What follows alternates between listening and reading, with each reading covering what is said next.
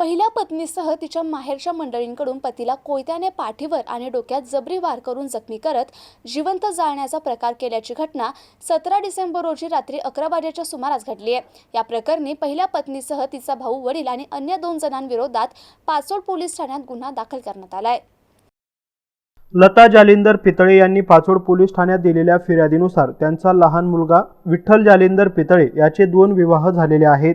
पहिली पत्नी गीता विठ्ठल पितळे ही नांदत नसल्याने या दोघांच्या मध्ये नेहमी भांडण होत आहे। हे प्रकरण माजलगाव येथील न्यायालयात दाखल असून नियमित तारखा सुरू असून 17 डिसेंबर रोजी संध्याकाळी 9 वाजेच्या सुमारास फिर्यादी लता जालिंदर पितळे, पती जालिंदर पितळे, लहान मुलगा विठ्ठल जालिंदर पितळे हे सर्वजण जेवण करून झोपी गेले असता रात्री 11 वाजेच्या सुमारास विठ्ठलचा मेहुणा नारायण ज्ञानोबा धरपडे, सासरा ज्ञानोबा धरपडे आणि सून गीता विठ्ठल पितळे यांच्यासह इतर 2 जणांनी विठ्ठल याला जीवे मारण्याच्या उद्देशाने कोयत्याने डोक्यात पाठीवर वार करून जीवे मारण्याचा प्रयत्न केलाय आणि आम्हाला काठी विटाने मारहाण करून गंभीर दुखापत केली। या घटनेत तिघेही गंभीर जखमी झाले आहेत। या जखमींवर पाचोड येथील ग्रामीण रुग्णालयात प्राथमिक उपचार करून पुढील उपचारासाठी त्यांना छत्रपती संभाजीनगर येथे पाठवण्यात आले असून पाचोड पोलीस ठाण्यात विविध कलमांखाली गुन्हा दाखल करण्यात आला आहे। या घटनेचा पुढील तपास सहाय्यक पोलीस निरीक्षक शरदचंद्र रोडगे यांच्या मार्गदर्शनाखाली पाचोड पोलीस करत आहेत।